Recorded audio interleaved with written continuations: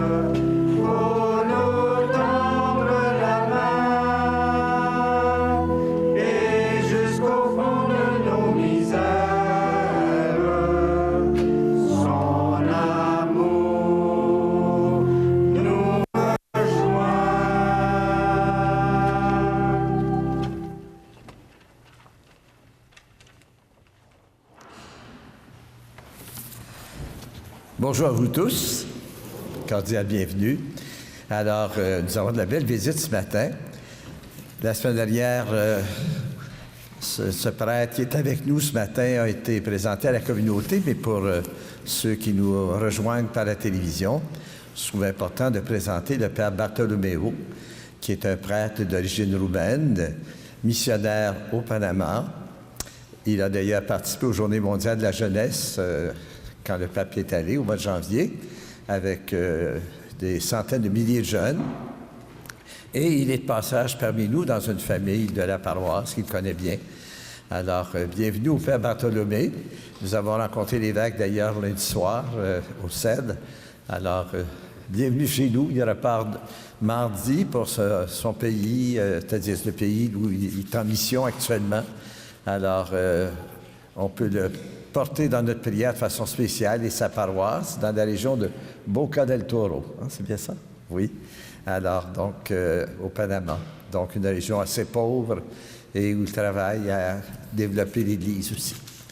Alors, prions pour lui et toute sa communauté. Bienvenue, Père Bartholomé. Au nom du Père et du Fils et du Saint-Esprit, que le Dieu de Jésus-Christ, qui nous apprend à aimer et à pardonner, soit toujours avec vous. Dieu ne tient pas un registre de nos fautes. Ce qui importe pour lui, c'est la conversion de notre cœur et les pas que nous voulons faire dans la bonne direction, avec la certitude que Dieu se réjouit de nous voir revenir vers lui. Demandons pardon pour toutes nos fautes.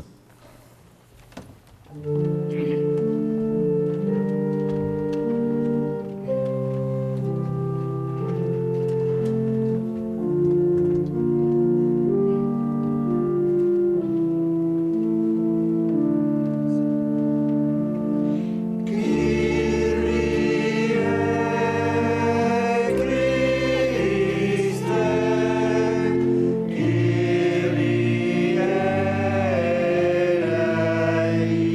eleison.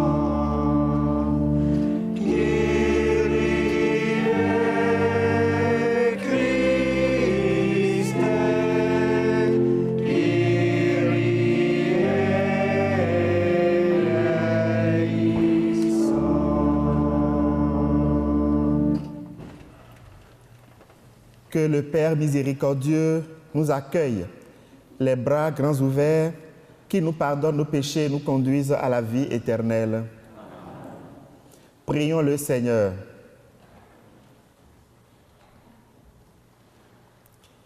Dieu de miséricorde, ton pardon est toujours offert à celui ou celle qui s'éloigne de toi.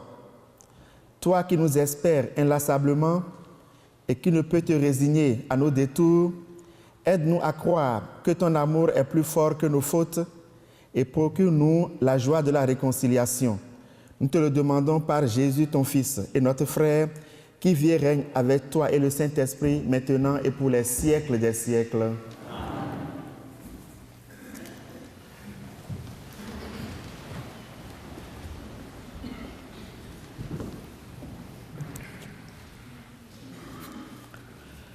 Lecture du livre de Josué. En ces jours-là, le Seigneur dit à Josué, « Aujourd'hui, j'ai enlevé de vous le déshonneur de l'Égypte. Les fils d'Israël campèrent à Gilgal et célébrèrent la Pâque le 14e jour du mois, vers le soir dans la plaine de Jéricho. Le lendemain de la Pâque, en ce jour même, ils mangèrent des produits de cette terre, des pains sans levain et des épis grillés. À partir de ce jour, la manne cessa de tomber, puisqu'ils mangeaient des produits de la terre. Il n'y avait plus de manne pour les fils d'Israël qui mangèrent cette année-là ce qu'ils récoltèrent sur la terre de Canaan. Parole du Seigneur.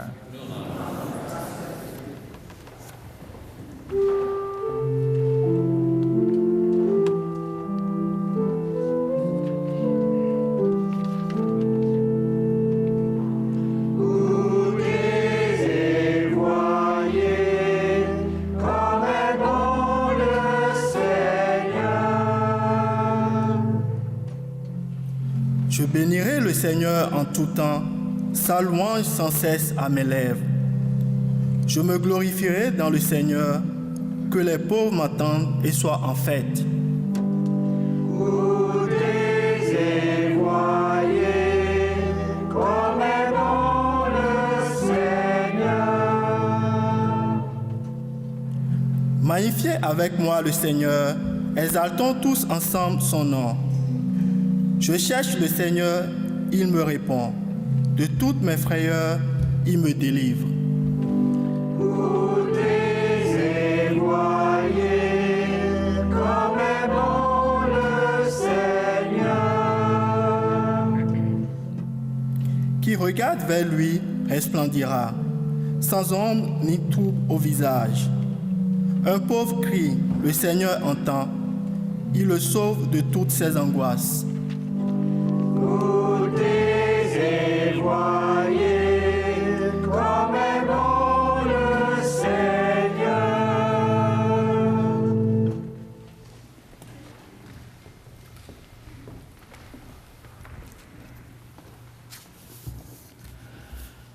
Lecture de la deuxième lettre de Saint Paul apôtre aux Corinthiens.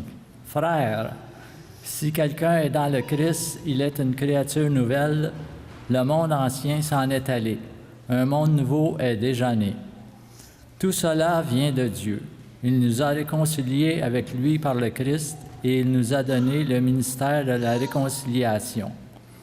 Car c'est bien Dieu qui, dans le Christ, réconciliait le monde avec lui. Il n'a pas tenu compte des fautes. Il a déposé en nous la parole de la réconciliation. Nous sommes donc les ambassadeurs du Christ et par nous, c'est Dieu lui-même qui lance un appel. Nous le demandons au nom du Christ, laissez-vous réconcilier avec Dieu. Celui qui n'a pas connu le péché, Dieu l'a pour nous identifié au péché, afin que, qu'en lui, nous devenions justes de la justice même de Dieu. Parole du Seigneur.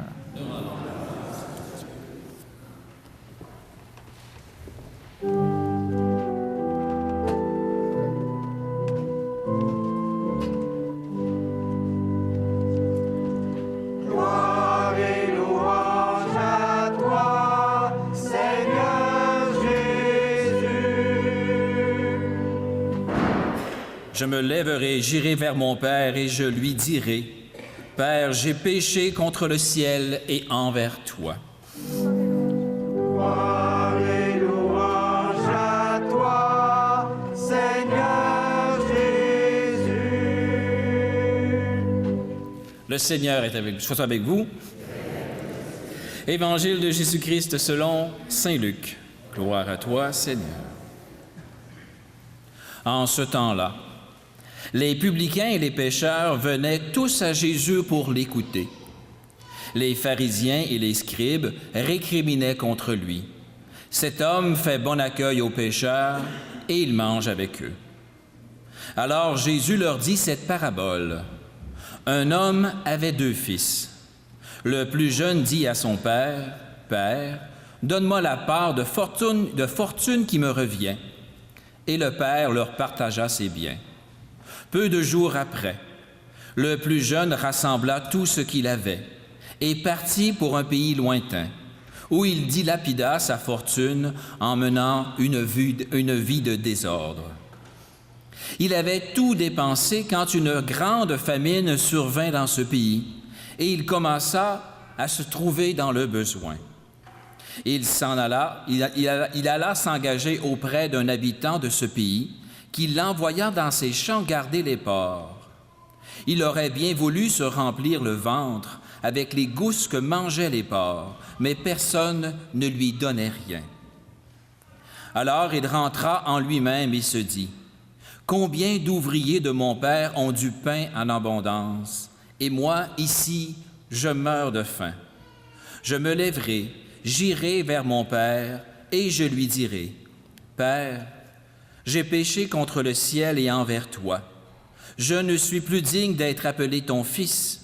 Traite-moi comme l'un de tes ouvriers. » Il se leva et s'en alla vers son père. Comme il était encore loin, son père l'aperçut et fut saisi de compassion. Il courut se jeter à son cou et le couvrit de baisers. Le fils lui dit, « Père, j'ai péché contre le ciel et envers toi. Je ne suis plus digne d'être appelé ton fils. » Mais le père dit à ses serviteurs, « Vite, apportez le plus beau vêtement pour l'habiller. Mettez-lui une bague au doigt, des sandales aux pieds. Allez chercher le veau gras, tuez-le, mangeons et festoyons. Car mon fils que voilà était mort, il est revenu à la vie, il était perdu, il est retrouvé. » Et ils commencèrent à festoyer. Or, le fils aîné était aux champs. Quand il revint, il fut près de la maison, il entendit la musique et les danses. Appelant un des serviteurs, il s'informait de ce qui se passait. Celui-ci répondit, « Ton frère est arrivé et ton père a tué le veau gras, parce qu'il a retrouvé ton frère en bonne santé. » Alors le fils aîné se mit en colère et il refusait d'entrer. Son père sortit, le suppliait, mais il répliqua à son père, « Il y a tant d'années que je suis à ton service, sans avoir jamais transgressé tes ordres, et jamais tu ne m'as donné un chevreau pour festoyer avec mes amis. Mais quand ton fils, que voilà, est revenu, après avoir dévoré ton bien avec des prostituées, tu as fait tuer pour lui le veau gras. » Le père répondit, « Toi, mon enfant, tu es toujours avec moi, et tout ce qui est à moi est à toi.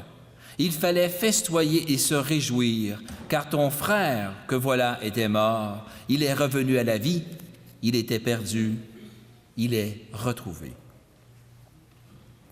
Acclamons la parole de Dieu.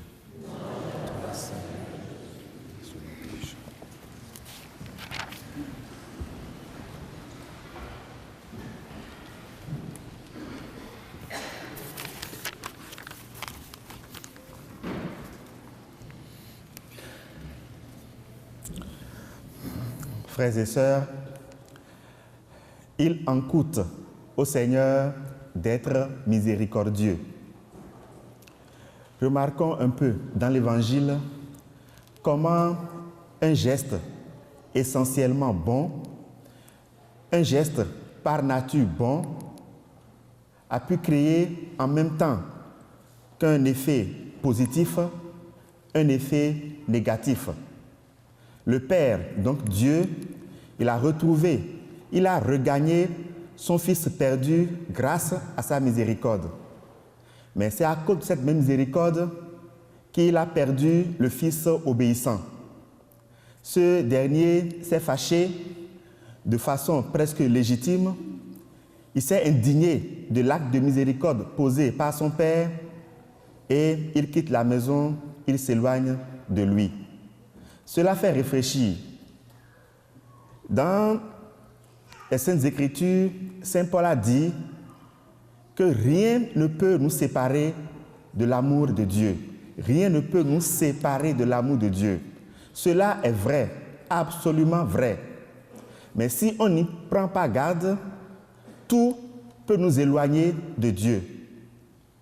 Tout, absolument tout, peut nous éloigner de Dieu. Alors l'évangile de ce jour révèle une stratégie de salut, une méthode pour obtenir le salut. Et ici, la stratégie dont on parle, c'est que le salut ne se trouve pas dans la distance qui nous sépare de Dieu, mais plutôt de la position que nous prenons vis-à-vis de Dieu. Je m'explique. Actuellement, là où je suis, je fais dos à Roland. Et pourtant, je suis très proche de lui. Et dans le même temps, par rapport à celui qui est au dernier banc, je suis très loin de lui, mais je lui fais face. Alors, celui qui est bon, mais qui tourne dos à Dieu, c'est-à-dire dans les faits, il est très proche de Dieu, mais il lui tourne dos. C'est quelqu'un qui prend le risque d'être éloigné de Dieu. Mais celui qui, dans les faits, n'est pas proche de Dieu, donc quelqu'un qui est moins bon, mais qui garde le regard fixé sur Dieu, il se donne la chance de revenir vers Dieu, de s'approcher vers Dieu. Donc, la stratégie de salut ne se trouve pas dans la distance qui nous sépare vis-à-vis de Dieu, mais dans le regard que nous portons sur Dieu. Alors, l'Évangile nous invite, quelle que soit la situation dans laquelle on se trouve, une situation des plus merveilleuses ou la pire des situations, l'essentiel, c'est toujours d'avoir le regard fixé sur Dieu. C'est ça qui nous donne le salut. C'est ainsi que quelqu'un qui est éloigné de Dieu, mais qui a toujours gardé les yeux fixés sur Dieu, il peut obtenir le salut, alors que quelqu'un qui est tout proche de Dieu, mais qui a le dos tourné à Dieu, va perdre le salut. Alors demandons à Dieu de nous aider à toujours avoir le regard fixé sur lui. Revenons un peu à la catéchèse que nous avons commencé depuis 3 dimanches sur l'explication des parties de la messe, des gestes qu'on pose pendant la messe. Aujourd'hui, nous allons parler de la dernière partie, la 4e partie, qu'on appelle l'envoi ou les rites de conclusion. Lorsqu'on est venu, il faut partir. Et on part pour pouvoir revenir. Et cette 4e partie est la symétrique, le répondant de la première partie qui est l'accueil. Dieu nous a accueillis. Il nous a fortifiés. Et maintenant, il nous donne la route et nous envoie. C'est la partie la plus petite de la messe, mais c'est elle qui porte la clé de compréhension, d'interprétation de toute la messe. En effet, le mot messe vient du mot latin missa, qui veut dire renvoi. Vous voyez bien que c'est cette partie qui a donné son nom à la messe. Dieu nous envoie. Alors nous allons souligner 4 parties, gestes essentiels dans cette dernière partie de la messe. Premier geste que nous posons, c'est qu'on prend un temps, un moment pour faire des annonces. C'est un moment qui est devenu très important. On ne peut pas faire communauté sans communiquer. Alors on se donne un moment pour donner les informations. C'est un temps de communion, de fraternité et de charité. Supposons qu'on annonce qu'un paroissien a perdu son père, a perdu sa mère. Tout le monde est informé et peut apporter à ce paroissien un soutien moral, participer, communier à sa peine.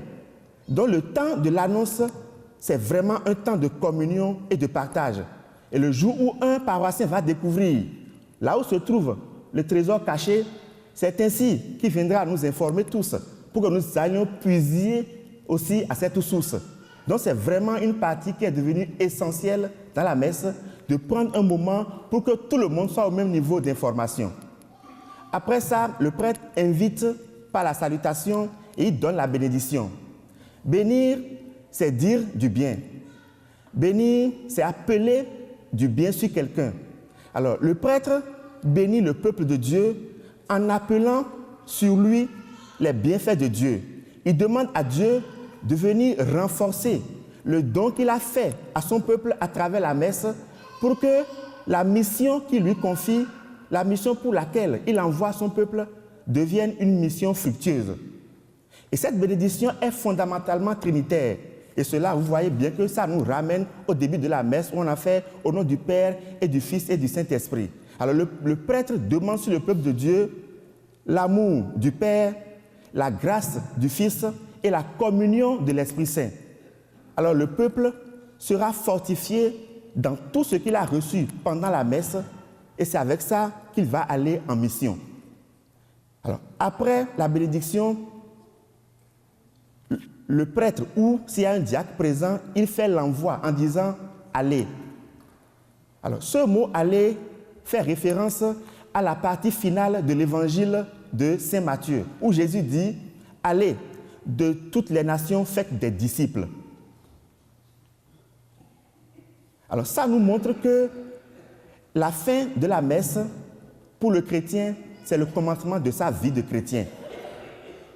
La fin de la messe est le commencement de la vie du chrétien. Parce que quelque part, on dit dans les Saintes Écritures, vous êtes le sel de la terre, vous êtes la lumière du monde. Nous venons à la messe pour que Dieu nous donne de la saveur.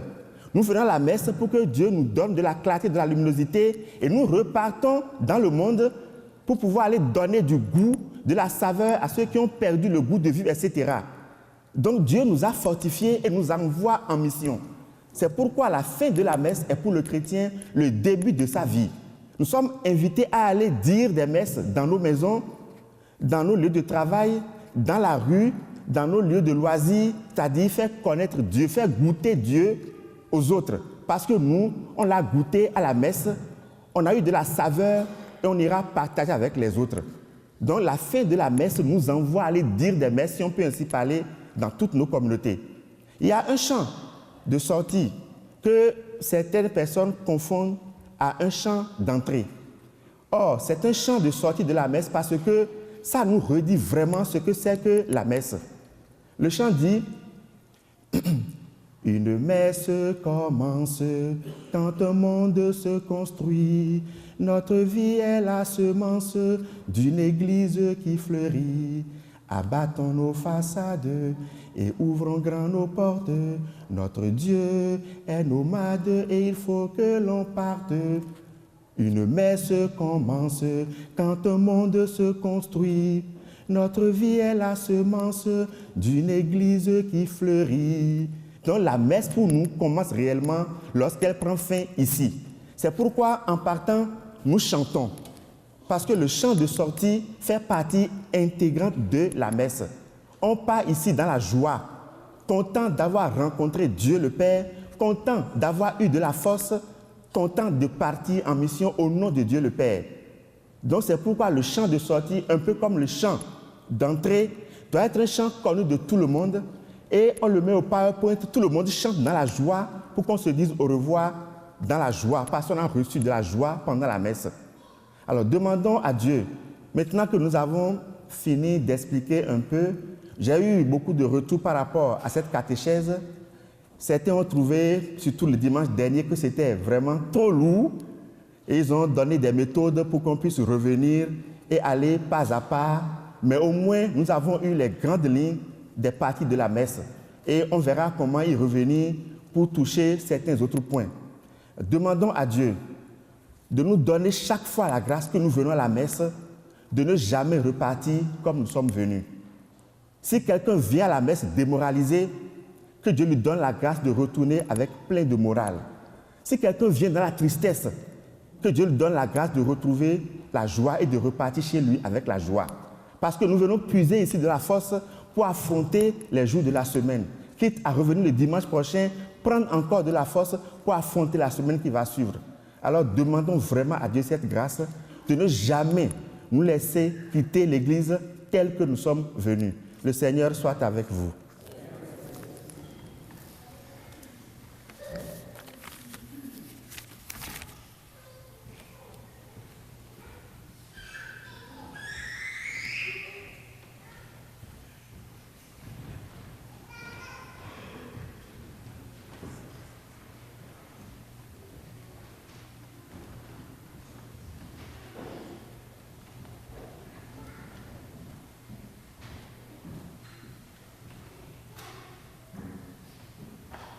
Croire, c'est avoir la certitude que le pardon du Seigneur nous est accordé, même si nous avons pris des chemins qui nous ont éloignés de lui. C'est se laisser emporter par le désir d'aller à la rencontre de celui qui nous aime. J'invite la personne qui était désignée à notre assemblée à venir nous révéler le 4e attitude que nous avons à développer si nous voulons suivre Jésus.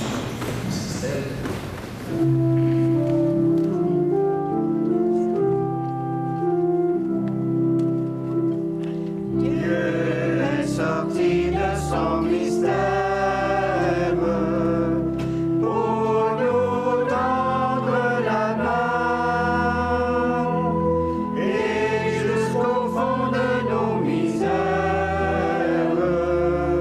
son amour nous rejoint. Pardonnez, pardonnez. On s'appelle les 3 autres. Choisir, écouter, patienter. Moi, j'avais oublié de patienter la semaine dernière, cette semaine. Patienter. Croire, c'est avoir, c'est savoir que Dieu nous attend toujours, même si cela prend du temps. Avec la certitude qu'il sera toujours près de nous, près de nous accueillir dans la maison de son cœur. Professons notre foi en ce moment. Je crois en Dieu.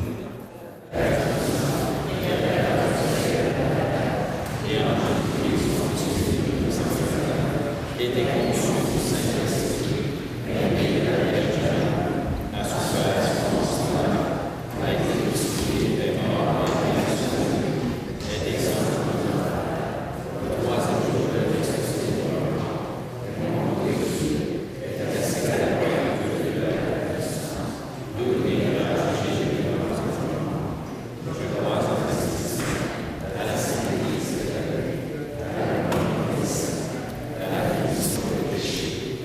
Résurrection de la chair, à la vie éternelle. Il est rassurant de savoir que quelqu'un nous attend au bout de notre chemin de foi. En toute confiance, allons à la rencontre de ce Père aimant qui veut notre bonheur plus que tout. Après chaque intention, nous répondrons « Père miséricordieux, accueille nos prières ». Comme toi, Seigneur, nous voulons accueillir les chrétiens et les chrétiennes prodigues. Donne-leur de goûter le goût de te chercher et de reprendre le chemin de ta maison, nous t'en prions.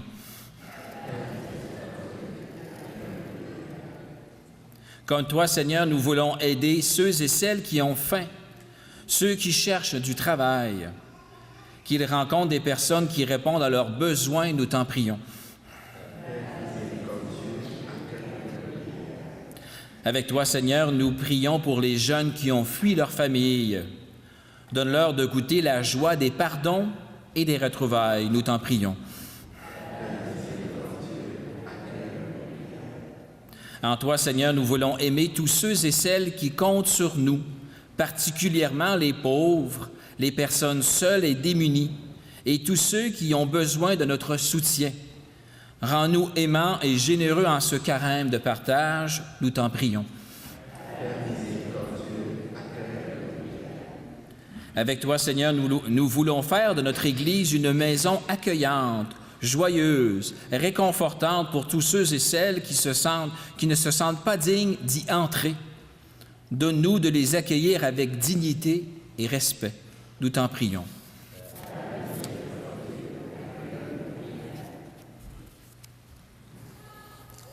Dieu notre Père, À travers l'image du Fils prodigue, tu nous montres encore une fois la grandeur de ton amour. Regarde notre foi et entends nos prières, toi qui vis et règnes pour les siècles des siècles. Amen.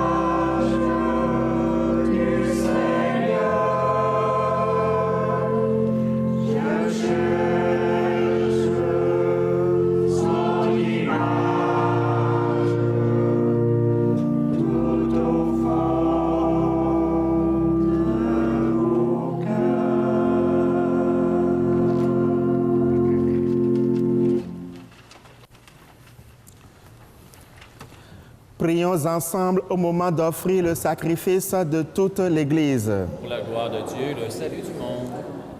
Seigneur, nous te présentons dans la joie le sacrifice qui sauve notre vie et nous te prions humblement.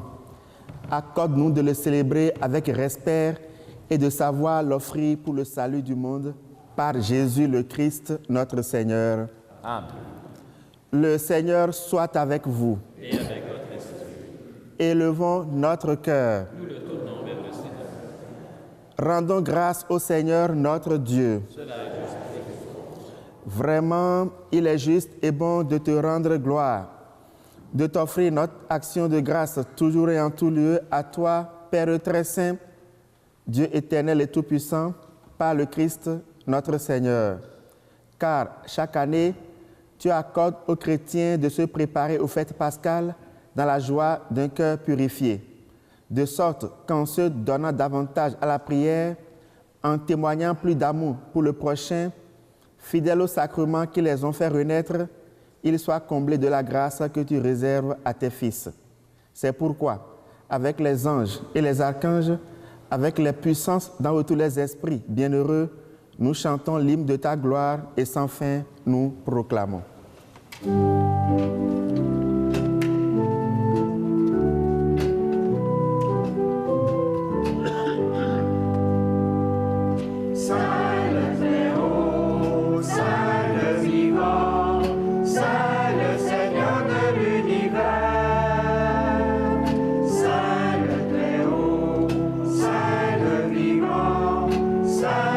Seigneur de l'univers.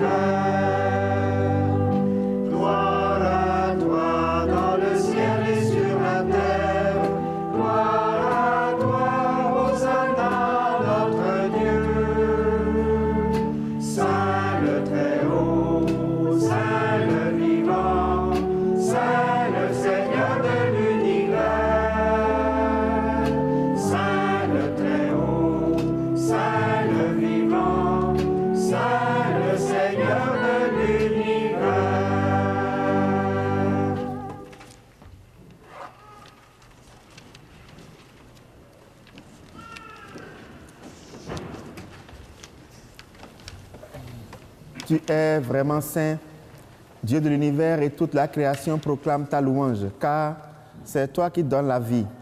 C'est toi qui sanctifies toutes choses par ton Fils Jésus-Christ, notre Seigneur, avec la puissance de l'Esprit Saint, et tu ne cesses de rassembler ton peuple afin qu'il te présente partout dans le monde une offrande pure.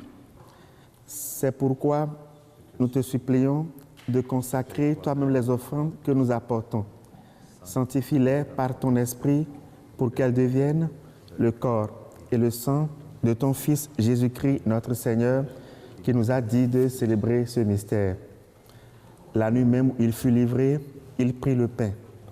En te rendant grâce, il le bénit, il le rompit et le donna à ses disciples en disant : « Prenez et mangez-en tous, ceci est mon corps livré pour vous. »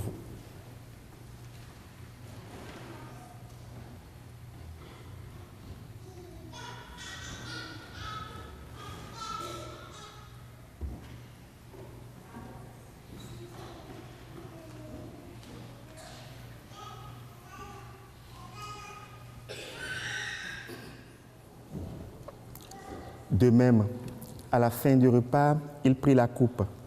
En te rendant grâce, il la bénit et la donna à ses disciples en disant : « Prenez et buvez-en tous, car ceci est la coupe de mon sang, le sang de l'alliance nouvelle et éternelle, qui sera versé pour vous et pour la multitude en rémission des péchés.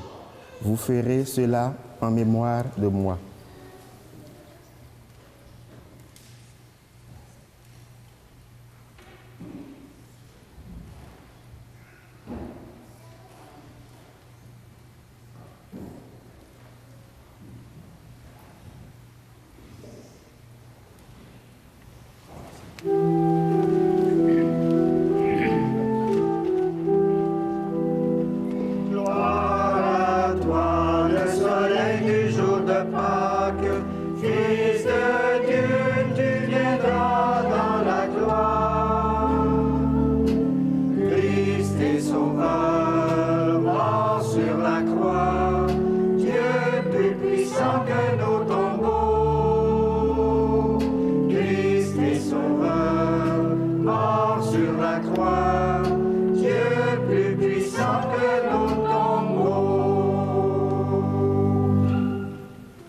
En faisant mémoire de ton Fils, de sa passion qui nous sauve, de sa glorieuse résurrection et de son ascension dans le ciel, alors que nous attendons nos derniers avènements, nous présentons cette offrande vivante et sainte pour te rendre grâce.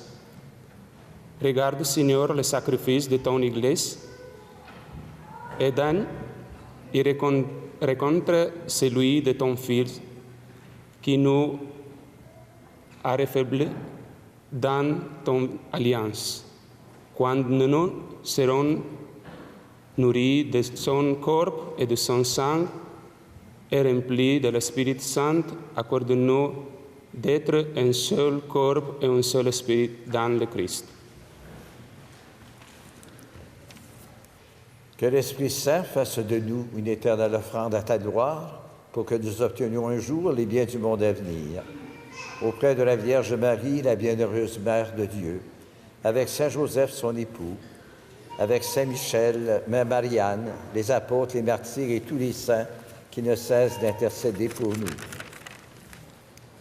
Et maintenant, nous te supplions, Seigneur, par le sacrifice qui nous réconcilie avec toi, étends au monde entier le salut et la paix. Affermis la foi et la charité de ton Église au long de son chemin sur la terre. Veille sur ton serviteur, le pape François, sur notre évêque, Noël Simard, sur l'ensemble des évêques, spécialement ceux du Panama et de Roumanie, les prêtres, les diacres et tout le peuple des rachetés. Écoute les prières de ta famille assemblée devant toi ce matin et ramène à toi, Père très aimant, tous tes enfants dispersés. Pour nos frères et sœurs défunts, pour les personnes qui ont quitté ce monde et dont tu connais la droiture, nous te prions, spécialement pour Cécile, Eddie, à Doubigny, Guigui Faustine, et aussi en reconnaissance pour la Sainte Famille, pour les oubliés, les malheureux, et en remerciement à l'Esprit Saint. Reçois tous nos défunts dans ton royaume, où nous espérons être comblés de ta gloire, tous ensemble et pour l'éternité, par le Christ notre Seigneur, par qui tu donnes au monde toute grâce et tout bien.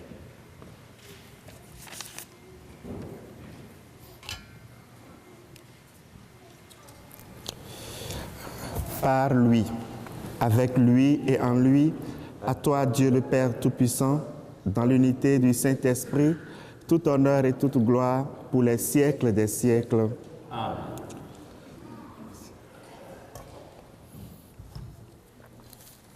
Comme l'avons appris du Sauveur et selon son commandement, disons, Notre Père,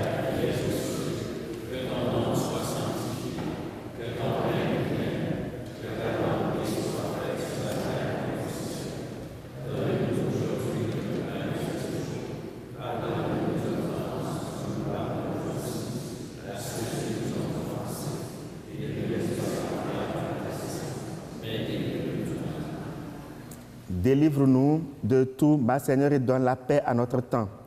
Par ta miséricorde, libère-nous du péché. Rends-nous forts devant les épreuves. En cette vie, nous espérons le bonheur que tu promets et l'avènement de Jésus-Christ, notre Sauveur. Car c'est à toi qu'appartient le règne, la puissance et la gloire pour les siècles des siècles. Seigneur Jésus-Christ, tu as dit à tes apôtres, je vous laisse la paix, je vous donne ma paix. Ne regarde pas nos péchés, mais la foi de ton Église. Pour que ta volonté s'accomplisse, donne-lui toujours cette paix et conduis-la vers l'unité parfaite, toi qui règnes pour les siècles des siècles. Amen. Que la paix du Seigneur soit toujours avec vous. Et avec votre esprit. Frères et sœurs, dans la charité du Christ, donnez-vous la paix.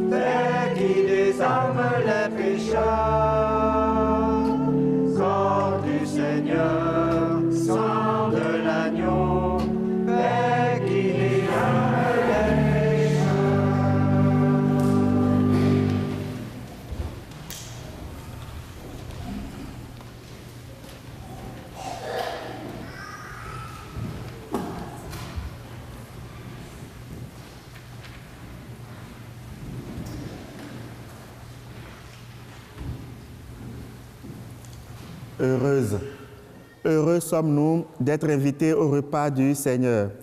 Voici l'agneau de Dieu, celui qui enlève le péché du monde.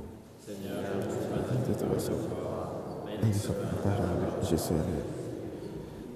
le corps et le sang du Christ nous gardent pour la vie éternelle. Amen.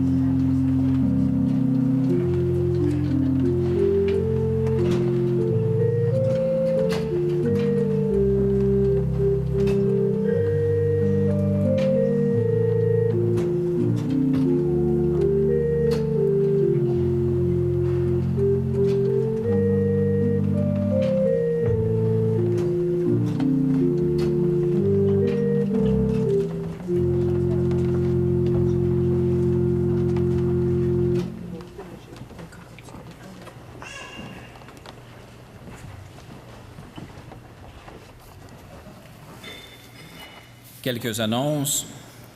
Les billets du souper spaghetti sont offerts au presbytère auprès des mariés, mais aussi à l'arrière auprès de Léo et Jacques. Merci d'encourager cette activité annuelle au profit de votre paroisse. Bienvenue à tous.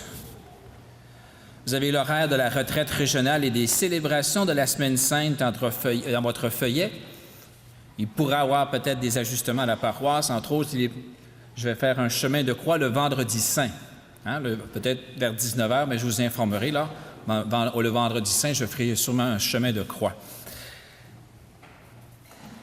La fin de semaine prochaine, 5e dimanche du carême, aura lieu la collecte de partage remise à Développement et Paix. Nous vous rappelons de rapporter vos canettes et à cette occasion, pour ceux qui en auraient pris, merci de votre générosité.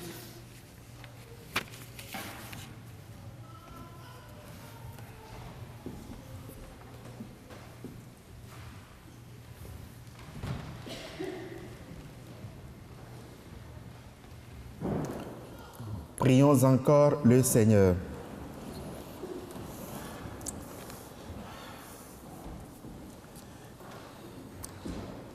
Seigneur Dieu, ton Fils Jésus est venu en ce monde pour nous tourner vers toi. Il nous révèle ta patience à nous attendre et la générosité de ton accueil. Donne-nous de tellement croire en ton amour, d'aimer tellement ton nom de Père, que nos vies ne soient rien d'autre qu'une marche vers toi, Dieu fidèle, pour les siècles des siècles. Père Bartholoméo, vous voulez dire au revoir à la communauté? Dire au revoir à la communauté. Merci beaucoup pour l'accueil ici. Je vous espère une bocas del toro, une jungle de bocas del toro et de bananes. Merci beaucoup pour tout et une bonne journée. Merci.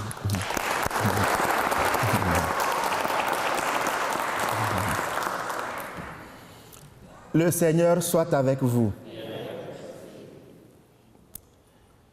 Sur tes amis, Seigneur, fais briller ta lumière, qu'ils discernent toujours ta volonté et soient capables de faire ce qui est bon, et que ta bénédiction descende sur chacun d'entre eux, au nom du Père et du Fils et du Saint-Esprit.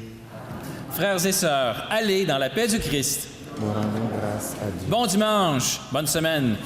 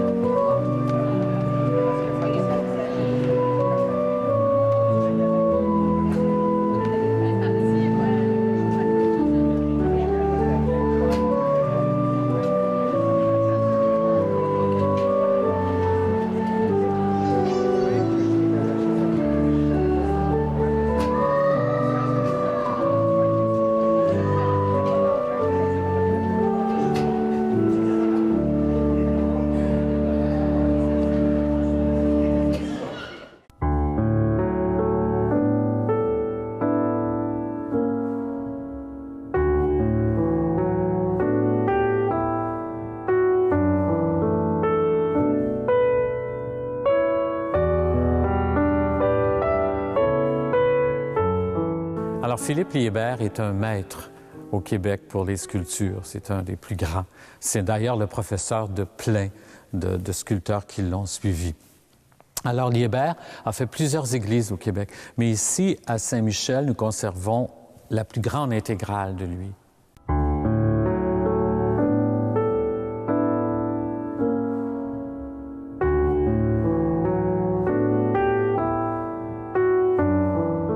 Alors, je vais vous montrer en premier l'œuvre principale de l'Église, qui est nulle autre, naturellement, que le maître-autel, qui se doit d'être une pièce très importante. C'est une œuvre d'art magnifique aux sculptures très, très fines. Alors, le maître-autel date de 1792. Alors, c'est une œuvre magnifique que Liébert a fait. Liébert aimait beaucoup les chérubins, alors on peut en observer plusieurs. Alors, la partie inférieure s'appelle le tombeau. C'est l'autel même, la table. C'est composé ensuite de la partie intermédiaire, la monstrance, où on exposait, entre autres, le Saint-Sacrement lors de prières. Et on peut voir tout en haut la gloire, où le triangle est écrit Dieu. Le soleil représente naturellement la gloire. Alors, si on observe de plus près, on y voit toutes les sculptures que Liébert y a fait. C'est très délicat. C'est sûr que les couleurs ne sont pas de lui. Probablement qu'au départ, c'était tout doré, comme la porte du tabernacle. Alors, on voit des feuilles d'acanthe, des feuilles de chêne. Si on monte un peu plus haut, on voit la porte du tabernacle, qui est les 7 sceaux. C'est tiré de l'Apocalypse. Dans la monstrance, à l'arrière de la grande croix, on peut voir le beau Dieu de Vaudreuil, l'Ecce Homo. On l'appelle ici, on l'a toujours appelé, le beau Dieu de Vaudreuil. Plus haut, comme je vous ai expliqué tantôt, la gloire. Les triangles représentent naturellement la Très Sainte Trinité. On peut voir aussi les chandeliers tout de bois et la croix que Liébert a faite en 1792.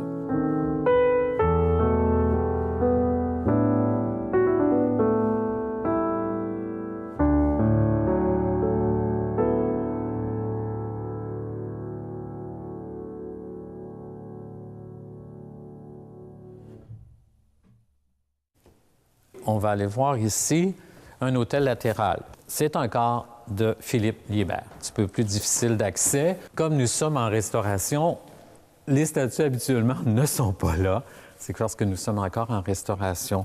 Alors, c'est une copie un peu plus, beaucoup moins, je devrais dire, élaborée que le maître-autel, mais conçu par le même en 1798.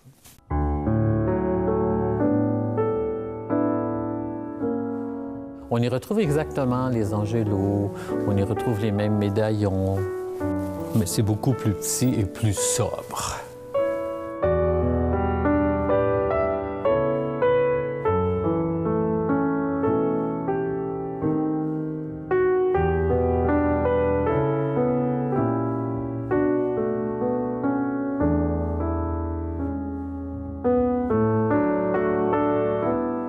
Sur la porte du tabernacle, on peut voir Saint-Joseph. Et si on ouvre à l'intérieur, qui est tout recouvert d'un tissu peint. Très intéressant aussi. C'est des très beaux détails.